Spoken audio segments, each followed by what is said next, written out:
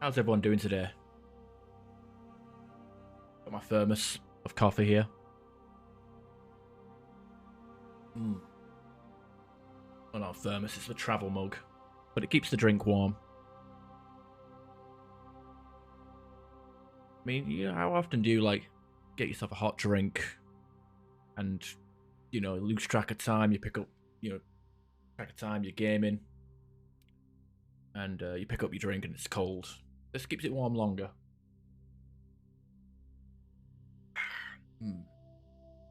Coffee. Yummy, yummy, yummy. Some late night gaming. Well, it's not late, it's like 5 o'clock in the... Oh, 6 o'clock in the evening, but... Yeah. It feels weird because, like, I'm, like, looking at the screen, but it's, like, below the camera, and I'm, like, looking... It's like you're looking at the top of my forehead. You know? Feels weird because it used to have the camera... I'm used to having the camera at eye level. Maybe I have to, like, do some more modifications to the desk to elevate my middle monitor. I prefer having it, like, at eye level. The monitor's at eye level, but I like having the camera at eye level as well, and the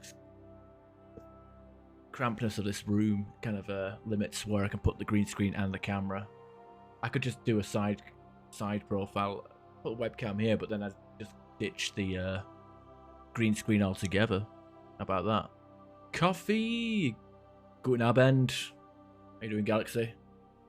Prince? Not just Prince, you're the Prince. Fingerprints.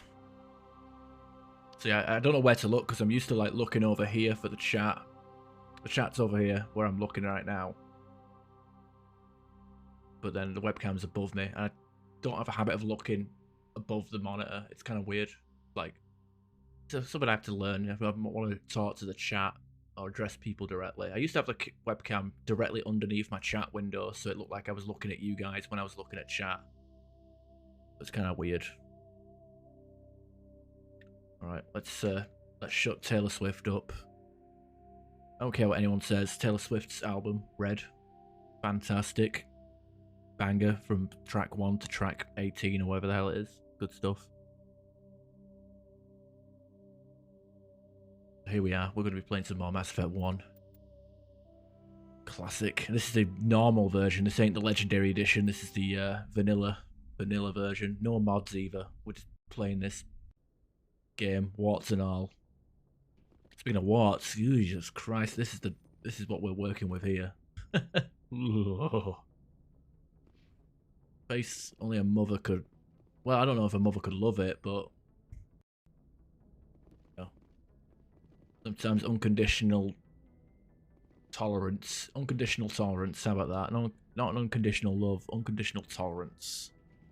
Commander, something you need? How's the Normandy performing? Is she everything they said she'd be? She's the best ship in the fleet, if you've got a pilot who knows how to handle her. Balance isn't what you'd expect. Takes a while to get used to that oversized drive core we got stuffed in the back, and her power can sneak up on you if you're not careful. The Normandy's probably too much ship for your average Alliance pilot, Commander. Lucky for you, I'm anything but average. Should also point out that last stream was pretty much Eden Prime and the first Citadel visit, so we got all that tedium out of the way. We still have to do our first talky talk with the crew, but once we get that done, we can start doing some actual gameplay and stuff. I mean, it kind of works well. Good green screen stuff. Thank you. I mean, it's the thing is, like, I did post my a picture of my setup in Discord in the general chat. And it is, like, pretty cramped where I'm set up, so obviously I can't, like, if I had the freedom, I'd probably, like, just paint this entire room, like, chroma green, so I could, like, put the camera wherever the hell I want, you know? Because I liked having the side profile of me on the webcam, not as, like, extreme as Mulderka's, but, like, still pretty, like, at an angle, you know, where it's, like, like this. Not so much like this, but, like... Mulderka doesn't use his webcam anymore, I don't think, which is a shame because he had like a good mic. Well, he's always got a good mic when he actually decides to use it, but his camera quality and audio quality is phenomenal. I just want to talk. I like to know my crew. Mind if I ask you a few questions? I can see where this is going. You did a background check on me, didn't you? Well, I'll tell you the same thing I told the captain. You want me as your pilot. I'm not good. I'm not even great. I am the best damn helmsman in the Alliance fleet. Top of my class in flight school, I earned that. All those commendations in my file, I earned every single one. Those weren't given to me as charity for my disease. I can't have you on this ship if you're going to infect my crew. Infect the crew? Oh man, you have no idea what I'm talking about, do you? Okay, I've got Vrolik syndrome, brittle bone disease. The bones in my legs never develop properly. They're basically hollow, too much force and they'll shatter. Even with crutches and my leg braces, it's hard to get around. One wrong step and crack! It's very dramatic, but I've learned to manage my condition, Commander.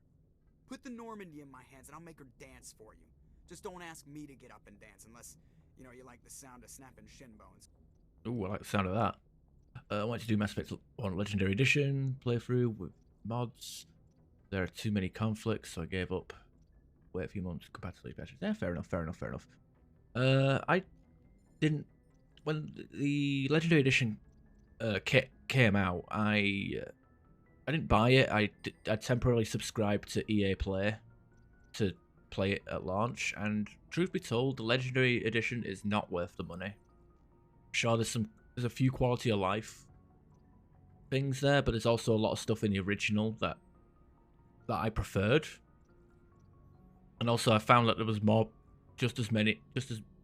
I found, like, especially playing Mass Effect 1 Legendary Edition versus Mass Effect 1 Vanilla, I felt like there was just as many bugs, if not less, like more bugs. There's like a few extra bugs because I think they based the Legendary Edition on the PS3 version, which is like the weakest version of the game.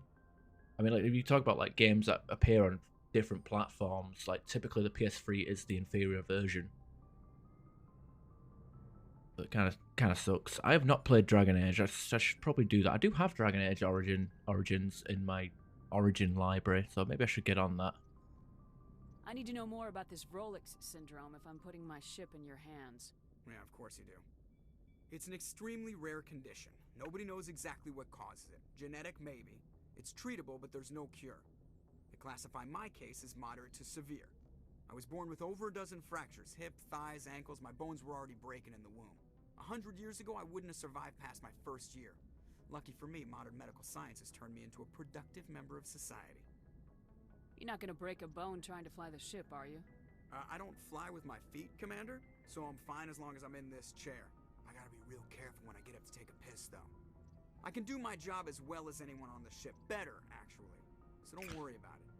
So I like how, you know, in the first game, like Vrolik syndrome it's only affecting his legs, but in like Mass Effect 2 onwards, it's like, you know, it refers to him breaking his ribs and shit. Like, you know, apparently it affects his entire body.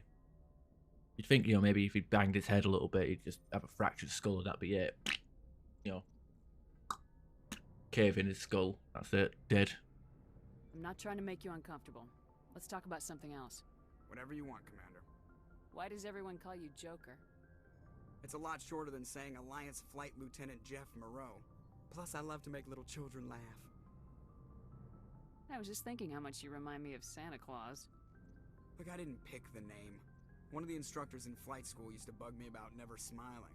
She started calling me Joker, and it stuck. Why didn't you ever smile? Hey, I worked my ass off in flight school, Commander.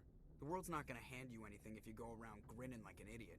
By the end of the year, I was the best pilot in the academy. Even better than the instructors, and everybody knew it. They'd all got their asses kicked by the sickly kid with the creaky little legs.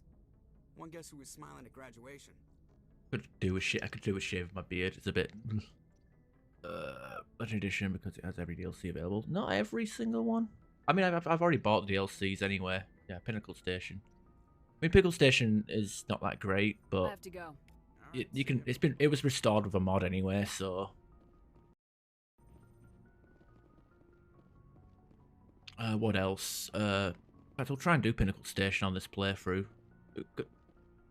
I mean, some quality of life stuff like the power usage achievements. You didn't need to use the powers as much, I don't think, and also it would include your teammates' powers as well, so you didn't have to like play as an engineer and an adept to get all your achievements.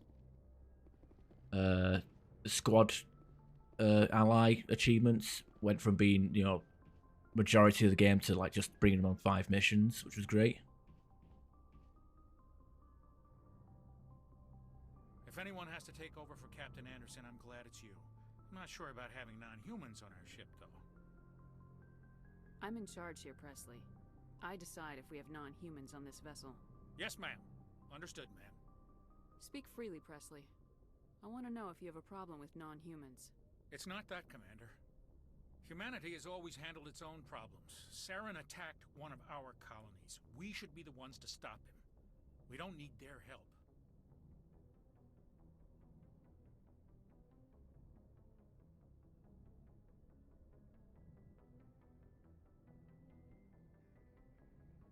Right, the frame rate just lost some frames from that from the stream for a second there. Ooh, huh. Yeah, I don't mind the Pinnacle Station. I mean, also you could farm for points, and also there was that, you know, if you had like a shitload of credits to spend, you could like suit up your entire team with Colossus 10s and Savant tools. So This is bigger than humanity. Saren's a threat to every species in the galaxy, and I'll welcome anyone who wants to help me bring him down. I guess so. Maybe I'm just stuck in the old ways of thinking. But don't worry, Commander. This won't be a problem. How did you end up assigned to the Normandy? I signed up with the Alliance as a navigator right out of school, following in my grandfather's footsteps, I guess. My first posting was on the Agincourt. We were at Elysium during the Skillian Blitz. A massive fleet of alien raiders hit the colony, trying to wipe it out. They had the numbers, but their ships were no match for an Alliance frigate. It was a slaughter. We couldn't even keep track of how many ships they lost. God damn it, Treebone. Don't fucking make me. Don't tempt me. Don't tempt me. I wish I was playing on Insanity. We're playing on Hardcore because apparently I didn't have the Insanity unlocked, so playing on Hardcore. Which is a shame. But whatever. I guess it's a blessing in disguise. I'll probably get my ass kicked anyway on Insanity. How'd you end up on the Normandy? I got my officer's commission after Elysium. Must have made an impression on the right people. Captain asked for me when he was picking his crew. Carry on, Presley. Yes, ma'am. Ooh, really good.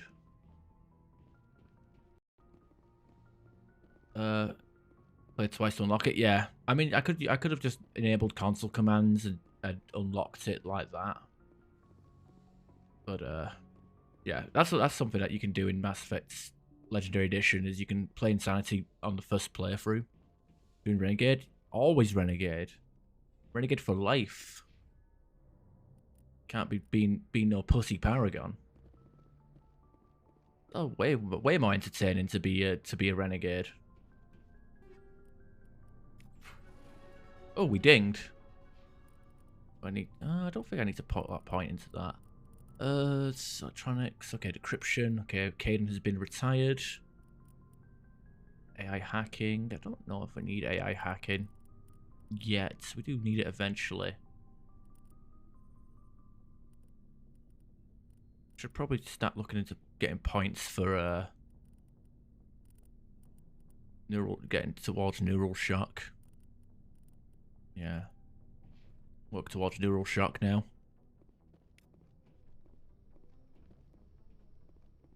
Yeah, I mean, there's some parts of the plot where there's some parts where I just say, okay, I can't. It's too much. Like, you know, pissing off Rex, pissing off Kirahi, pissing off Morden, the autistic kid from the Overlord DLC. I can't even bring myself to do that. To do the bad ending for that. Like, it's too fucked up, even for me. But Tribone, nice guys finished last. Yo. No, I played Paragon before, but it just wasn't for me. I preferred the comedic badassery that came with Renegade. I do prefer insane Renegade though. I think with Mass Effect, I don't know if it's the case in Mass Effect 1, but I know in Mass Effect 2, and I think maybe 3, if you're Renegade, you get like bonus damage, and if you're Paragon, you get bonus health, but it doesn't state. I don't think it states that. It just like Just in the background, it's the background change. Also, Renegade has the heavy face scars.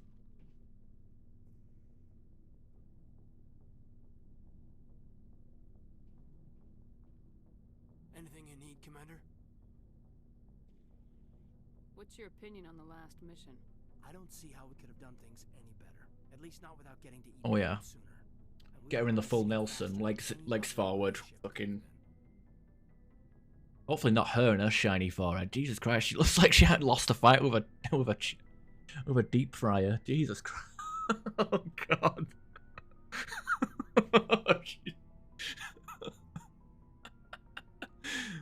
My God, you're greasy. What's that? I wish I could put that on a like its soundbite.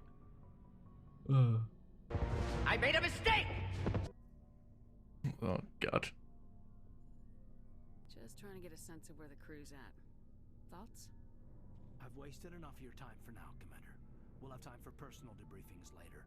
We'll talk another time, Lieutenant. Commander? Her cheekbones are like transparent. What's going on there? It's like a glow on her. God, she is fugly. I mean, that was the point. My goal was to make something fucking horrific. Put the fear into my enemy's eyes.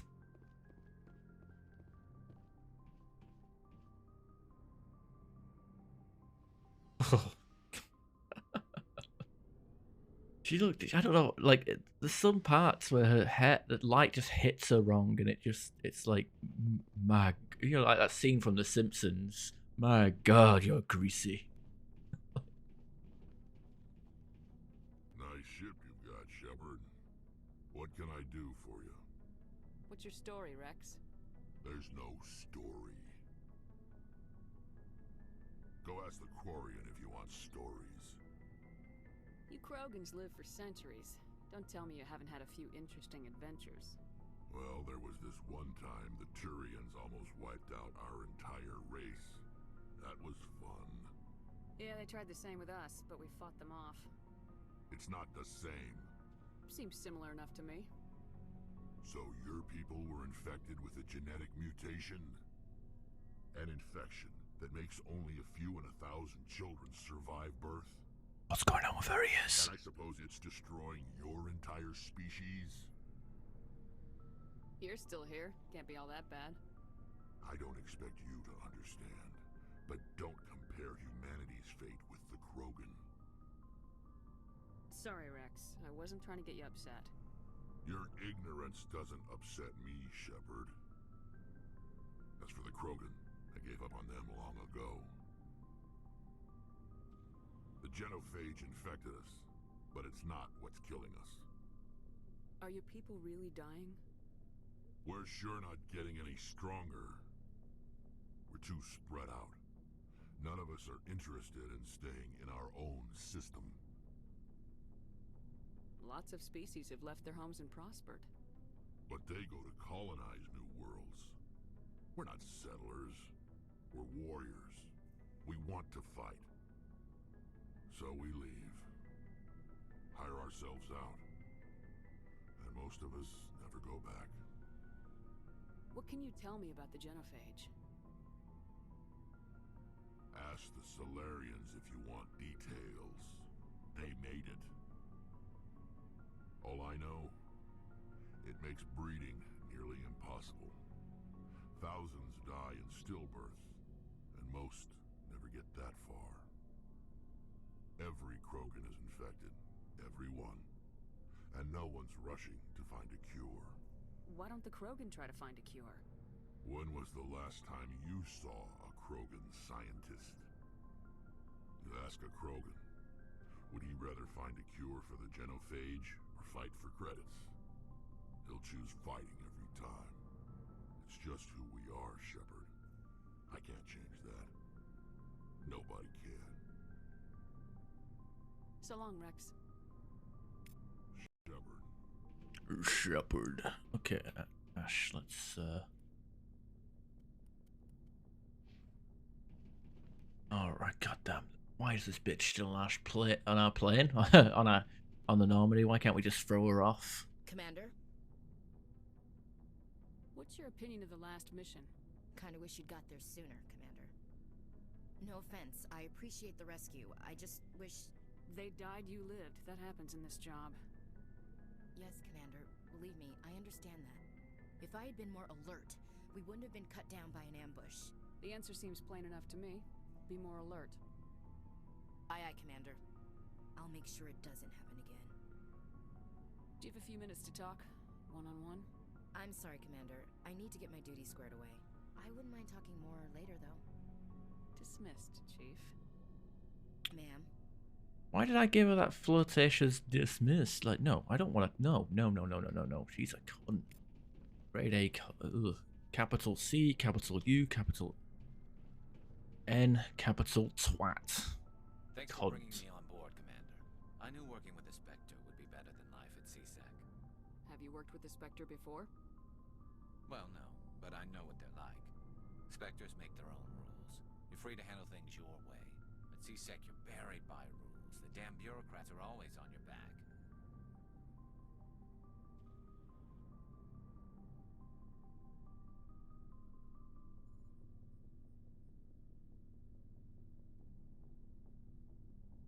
Yeah, it seems to be dropping frames every couple of minutes.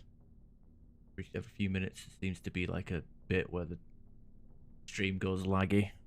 Do apologize. Hopefully, it doesn't cut out the stream or make it like, you know, where you have like multiple VODs from one stream. That'd be annoying because I want to actually put this on YouTube. I'm not doing local recordings at the moment. Risky business. Being a Spectre does have its advantages. Exactly my point. If I'm trying to take down a suspect, it shouldn't matter how I do it, as long as I do it. But CSEC wants it done their way. Protocol and procedure come first. That's why I left. So you just quit because you didn't like the way they do things? There's more to it than that. It didn't start out bad, but as I rose in ranks, I got saddled with more and more red tape. CSEC's handling of Saren was typical. I just couldn't take it anymore. I hate leaving. You did the right thing. Life's too short to sit around waiting for things to happen. Yeah, you're probably right. Either way... Yeah, she's fucking terrible. She's actually the worst fucking CSEC character in the series. Maybe I can get the job done And people's only defense of her is telling me that, like, anytime I'm like, I'm like, dude, why do you save Ashley? She's fucking terrible. She's a space racist. She walks around the fucking Citadel saying, I can't tell aliens from animals. and people's defense of her is, Caden's boring. Yeah, but what's your defense? Don't attack someone. Like, if your defense of something is to attack something else, that's not a defense. It's insecurity. And yeah, she just sucks as a squad mate. I mean, she's a soldier, so she has no powers.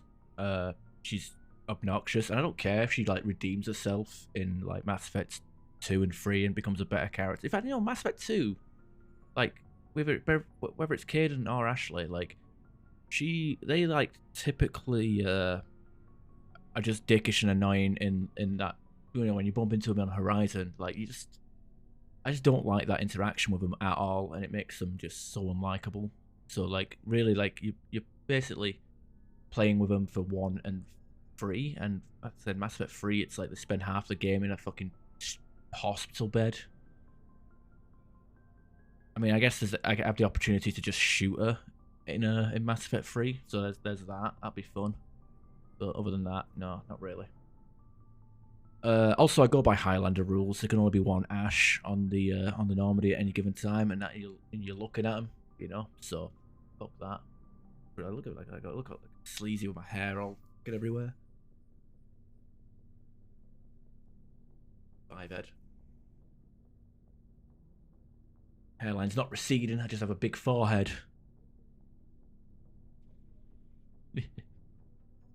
As long as you do your job well, you're free to go about your business as you see fit. Thank you, Commander. Yeah, like I prefer Caden. Caden may be dull, but I like it. But at least he's not openly racist or xenophobic or just stupid. Like he's so vanilla that he's inoffensive. Like he's inoffensively boring, where she's just offensively a cunt.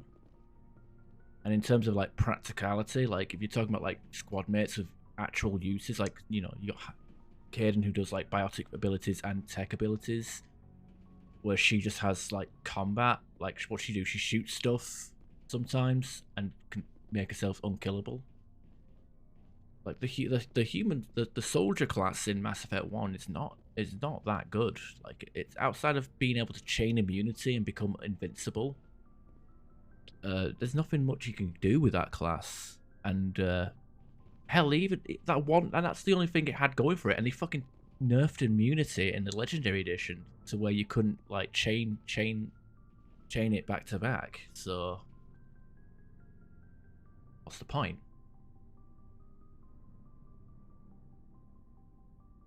Hey, Commander. Looking for some extra supplies before you head out? What have you got? Whatever you want. Armor, weapons, mods. It's not standard Alliance issue, but that's not necessarily a bad thing. Well, as long as you don't mind paying for it.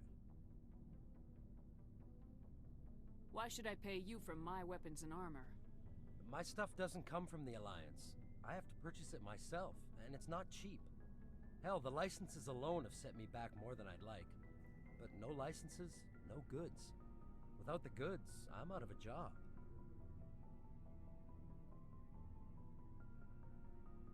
What are licenses? Why do you need them? Manufacturers sell licenses. Each license allows me to buy and sell a certain brand of products. I already have several basic ones, but you'll need to buy more if you want me to bring in different brands. Many of the best licenses are hard to get, but they're well worth the cost if you can find them. What do the different manufacturers offer? There are too many for me to keep track of, but each license will explain what it's good for. How often will you get new items? Well, that depends on how many licenses you've purchased, but I'll rotate items on a regular basis regardless. And anytime we land someplace with a big enough port, I'll buy, sell, and trade whatever I can.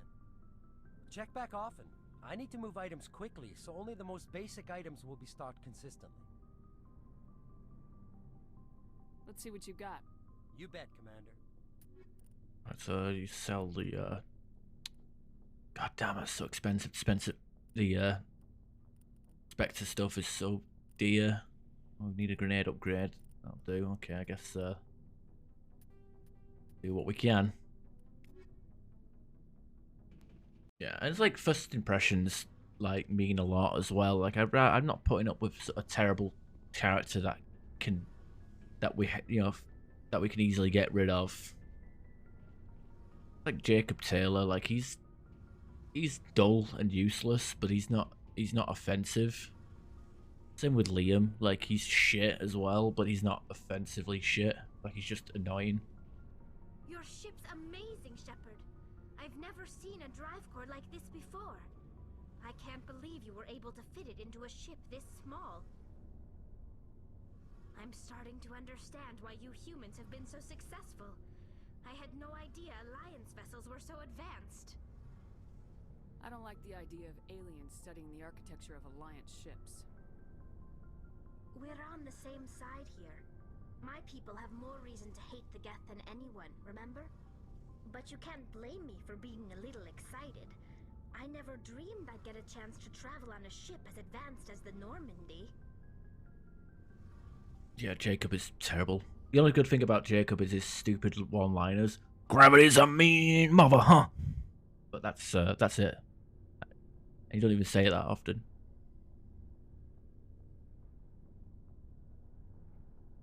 I don't like Liam. Liam is like a shit version of Jacob. And I said that. I said that. Liam is a shit version of Jacob. You know, annoying thing is about Liam. This is gonna be stupid criticism. There's too many British people in Andromeda. You know? I don't like playing my video games and having like all these British accents everywhere. I'd rather just, leave me alone. I know it's a weird thing to say, and I don't even know why it bothers me, but... I had no idea you found ship technology so interesting. It comes comes with being a Quarian. The migrant fleet is the key to the survival of my people. Ships are our most valuable resource. But we don't have anything like this. We make do with cast-offs and second-hand equipment. We just try to keep them running for as long as we can. Some of the fleet's larger vessels date all the way back to our original flight from the Geth. I can't believe your fleet's still using ships that are 3 centuries old. They're constantly being repaired, modified, and refitted. They aren't pretty, but they work. Mostly. We've tried to make ourselves as independent as possible on the flotilla. Grow our own food, mine, and process our own fuel. Mine? But some things we just can't make on our own. A patch to maintain the hull integrity requires raw materials we just don't have. That's why our pilgrimages are so important. Tell me about your people. Our lives aren't easy. Resources are scarce, and we are constantly on the move. Everything we do must in some way contribute to the continuation of the migrant fleet. There are 17 million Quarians in the flotilla, and each of us relies on the others for survival. The bonds among my people are strong. Unfortunately, we have had to surrender many of the freedoms and civil liberties other species take for granted.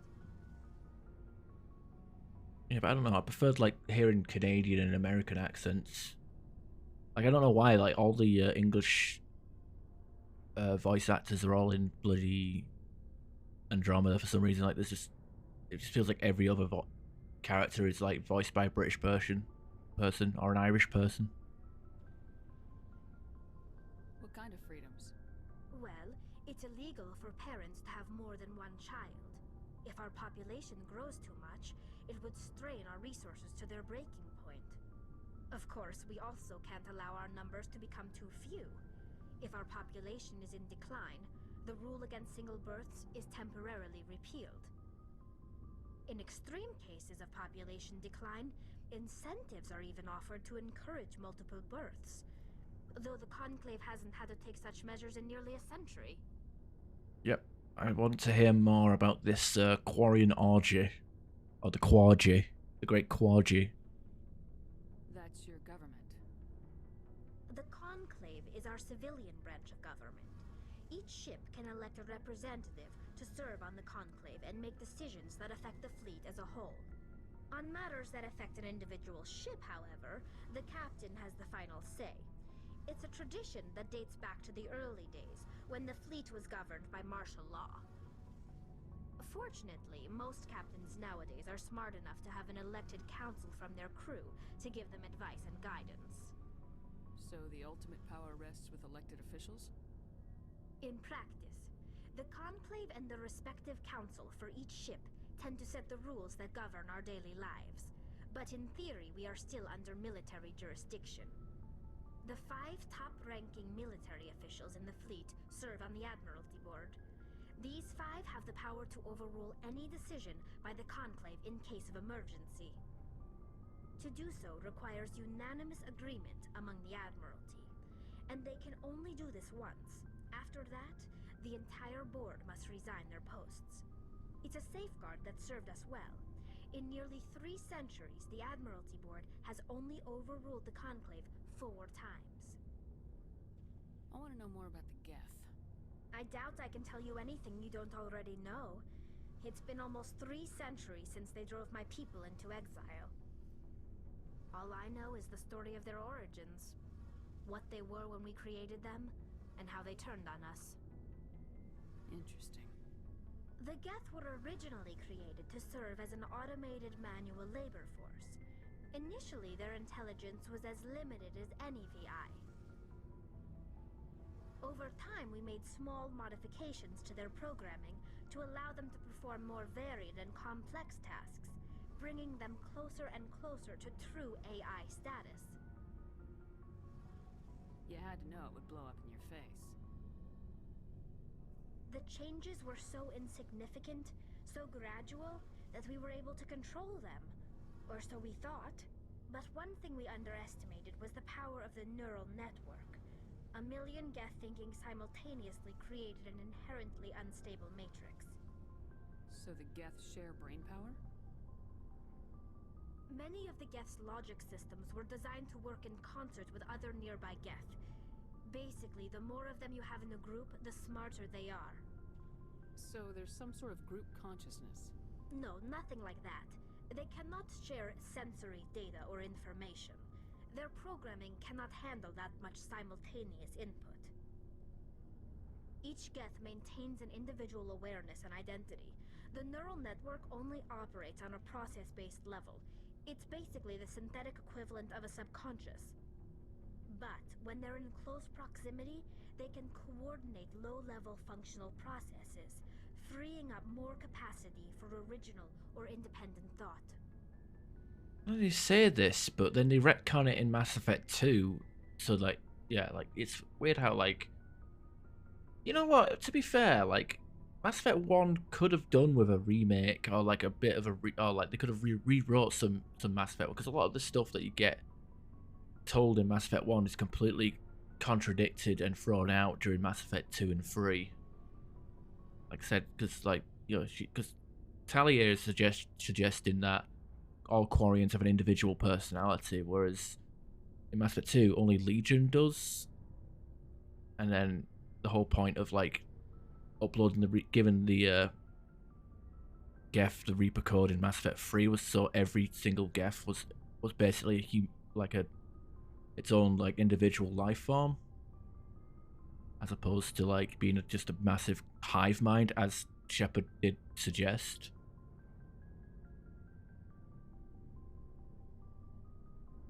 What made them rebel? As we built more and more Geth, their effective intelligence became more sophisticated, more abstract. One day, a Geth began to ask its Quarian overseer questions about the nature of its existence. Am I alive? Why am I here? What is my purpose? As you can imagine, this caused a near panic among my people. I don't know. I still like Mass Effect 1 a lot for the gameplay side of it. The whole, like, as a role playing game, it's a lot better. Like, I think, like, role playing, it's the best. Presentation number 2 is the best, and for gameplay and combat, 3 is the best. But all 3 of them have their own strengths and weaknesses. As an RPG, Mass Effect 1 is the best one. But Mass Effect 2 has the best presentation and best characters. And then Mass Effect 3 is just it's for just gameplay and combat. Then again, Andromeda, I do like Andromeda's gameplay and combat a bit more. I mean, I think Mass Effect 2 is still my favourite out of the 3. 4 out of the 4. Mass Effect 2 is still my favourite. I mean, the soundtrack alone. Ooh. I get goosebumps. Mass Effect 2 gives me goosebumps. If a game can give me goosebumps, it's already one of the best games, in my opinion. I don't see what's so bad about those questions. The Geth were created to engage in mundane, repetitive, or dangerous manual labor. That's fine for machines, but it won't satisfy a sentient being for long. The Geth were showing signs of rudimentary self-awareness and independent thought. If the Geth were intelligent, then we were essentially using them as slaves. It was inevitable the newly sentient Geth would rebel against their situation. We knew they would rise up against us, so we acted first. A general order went out across all Quarian-controlled systems to permanently deactivate all Geth. The Geth responded to this order violently. Yeah, both in soundtrack and the whole plot. The whole plot. I mean, let's break it down. Like, Mass Effect 2's plot. There's barely a plot. Like, it's literally you going on a suicide mission to get revenge on a new alien race, and the entire game is just you building up a team and building up resources so you can launch that suicide mission. That's just Mass Effect 2. What makes Mass Effect 2 good is some of the level designs, the characters, and the soundtrack. It's a very simple, brain dead simple story, but the presentation, it's amazing. It's the same. I think it's the same reason why people like Halo Reach. Like, Halo Reach's story is fuck all. There's nothing with Halo Reach. It's just you're getting from point A to B to try and prevent the fall of Reach. But you know, as the game progresses, you know, your team gets killed off. You know, and it becomes less about saving Reach and more about evacuating Reach. And then by the end, it's like everybody's fucked off. Now, that's not much of a story, but the presentation through the cutscenes and the gameplay and the level design, that's what makes Halo Reach a great game. And the same can be applied for the Mass Effect 2. You haven't played Halo? Ooh, do yourself a favour. Next time it's on sale, it might be on sale soon actually, and if your computer can run it, get the Master Chief Collection. I highly recommend Halo. It's a good series of games. And also, or maybe get it on your Xbox. I don't know if you have an Xbox. You didn't really think they'd just let you destroy them without a fight, did you? The hope was that most of the Geth would still be little more than machines, incapable of organized resistance. But they had progressed much further than anyone anticipated.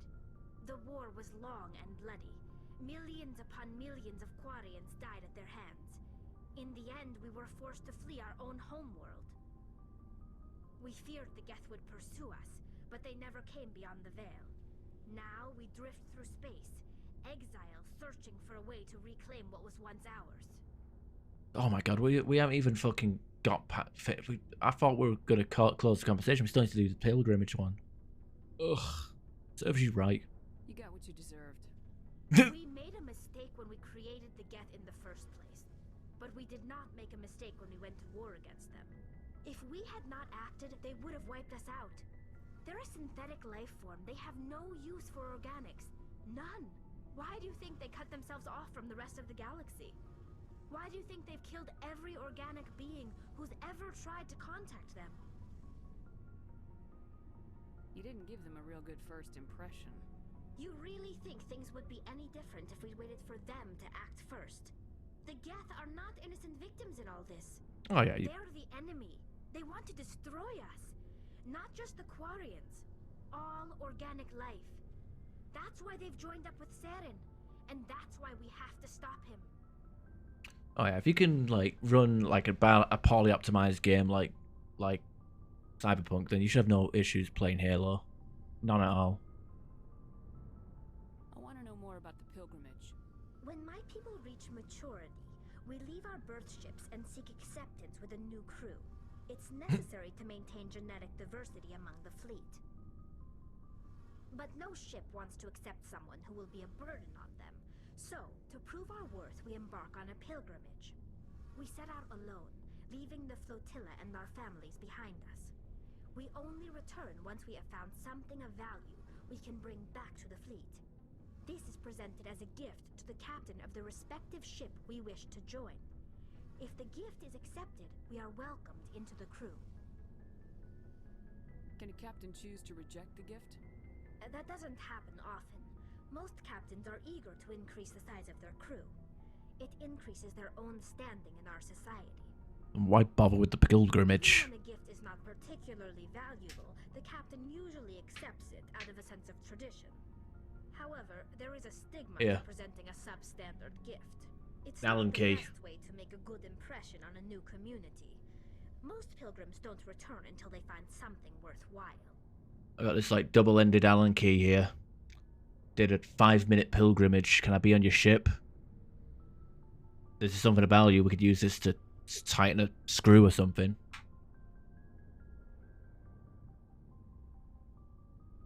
Bring something of worth, but then it's contradictory in it. Like, we go on a pilgrimage to prove our worth to a new crew, but the captains are gonna accept you 99% of the time because they just want to think, oh, more crewmates means me look cooler in front of the other captains. Okay. What a load of bollocks. What a load of bollocks.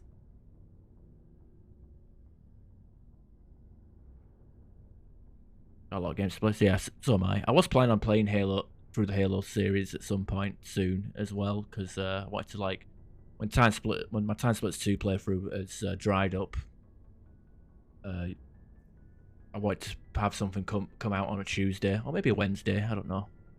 Like having my weekly uploads, like my weekly let's play videos coming out. I can't believe they just send you off alone. It's not like they just cast us out. Before we leave, we are given lessons in how to survive outside the flotilla, and given gifts to help us on our journey. We also receive implants to fight off sickness and disease. Generations of living in an isolated and highly controlled environment have left our immune systems weaker than most. By the time we leave the fleet, we are well equipped for the pilgrimage. This is a rite of passage for all Quarians. If it were dangerous, our numbers would suffer. Virtually every pilgrimage ends with a triumphant return and the ritual presentation of the gift to one of the fleet's captains. I'll probably play Mass Effect 2 afterwards and then Mass Effect 3. I don't know how quickly I'll get through them. Like I said, last time I went and played the trilogy, I didn't even finish Mass Effect 3. I got burnt out because this was like when the Legendary Edition came out. And it was like, you know, playing Mass Effect single player non-stop like for like 2 weeks, 3 weeks straight. And at the end I was just like, oh, I can't be arsed. I can't be doing any more of this. So this might be like one of them things where I play through Mass Effect 1, 2, and 3 like across over the space of like a few months, and obviously I'm going to be like highlighting these and putting them up onto YouTube as well in case people miss them. I mean, I've done multiple playthroughs of Mass Effect 1 and 2. I've got a Sentinel playthrough, Sentinel Insanity, where I start from level 1 and do Insanity as a Sentinel. I've done Engineer, which done it already, which was like my Let's Play as a Sentinel. I think there's also a Vanguard playthrough as well on Mass Effect 1. So I've got 3 different commentated playthroughs on YouTube already, and this will be my 4th one, so it'll be good. Side quests, probably 30 hours. Yeah, it's pretty long actually. I'm gonna try and do as many side quests because I want to do Mass Effect 2 on Insanity, and even though it's impossible to reach level 60 on one playthrough, even if you're playing on the highest difficulty and do all the quests, like, I still need to, like, you know, I still want to impart a character that's at least somewhat a decent level. So in this game, not too bad. Like what? See you later. I mean, some of them are terrible, like the Zarwin, which we actually have, the Privateers one. That one's horrible. Just shipping container full of snipers and Krogans. Hey, Commander, you know that Quarian Tally? She's been spending all her time down here asking me about our engines. I'll tell her to leave you alone. What? No, she's amazing. I wish my guys were half as smart as she is. Give her a month on board and she'll know more about our engines than I do. She's got a real knack for technology, that one. I can see why you wanted her to come along. Ambassador Udina made me take her along. Normally I don't have anything nice to say about politicians, but he made a good call on this. However, I'm guessing that's not why you came down here. Fill me in on the IES stealth system. How does it work exactly? You can't hide a ship out in space. They emit too much heat and radiation. Too easy for sensors to pick them up, unless you find a way to capture those emissions. So our stealth systems trap the energy we give off in storage sinks built into the ship itself. No emissions to give away our location. Eventually the sinks have to be vented. More than a few hours silent running and they overheat. Cook us inside our own hull. There's no way for anyone to detect us? A visual scan can still pick us up. Anyone looking out a window can see us plain as day. But you have to be pretty close to get an actual visual out in space. Most vessels rely on scanners. As long as the stealth systems are engaged, they can't see us. Not unless we accelerate to FTL speeds. Why doesn't it work with faster-than-light travel? Cranking up the FTL blue shifts our emissions, pushes them into frequencies too high to capture in the sinks. As soon as we make the jump, it's like setting off a flare. Sensors can pick up our location whenever we enter or exit FTL flight, but for short-range missions, our stealth systems are amazing, and we've got the only one. Where else have you served, Adams? If you name a class of Alliance ship, I've probably served on it. Everything from dreadnoughts and carriers right down to frigates like the Normandy. My My last assignment was on the Tokyo. Only a cruiser, but she was a good ship. Couldn't hold a candle to the Normandy, though. I want to know more about the Normandy. She's the best ship I've ever served on. Probably the fastest vessel ever designed. And she's the only one using the new Tantalus drive core. What's so special about the Tantalus drive core? Proportionally, it's about twice the size of any other vessel. Not only are we faster, but we can run at FTL speeds longer before we have to discharge the core. Carry on, Adams. Aye, aye, Commander. Alright, and that's that. We've exhausted everybody's dialogue. Oh lord, it took so long to do. Yeah, side quests, like I said, a lot of driving around a planet and stuff. I don't know, I kind of like the whole Uncharted stuff. It wasn't... Like Andromeda kind of brought it back, but I don't know. A nice idea, I suppose. Did I scan the sleeping bed? Be a bed up here that I can scan. I guess I've already scanned it. Alright, should be good. Yeah, look at a thing. Question, what do we do first? I could get Liara as soon as possible, actually.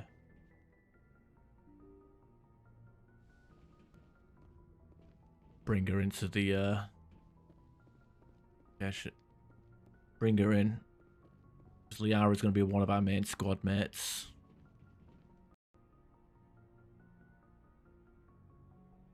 And, yeah, I think we just spent like, what, 50, nearly an hour just talking to the crew. But we only need to do it once, really, so we should be fine. This is where the actual gameplay is. I feel bad for people who are watching this on YouTube because, like, they're watching like one episode a week. You know, the first episode is Eden Prime. Second episode is bloody 2.5 hours of Citadel, and then third episode is like this, just talking on the. It's just talking on the Citadel, or talking on the Normandy. So it's like, no good. I don't know how people have the patience to watch it. I barely have the patience to play it. You know, all this talking, which I do like the talking part, but as in terms of like gameplay or like actual visual gameplay,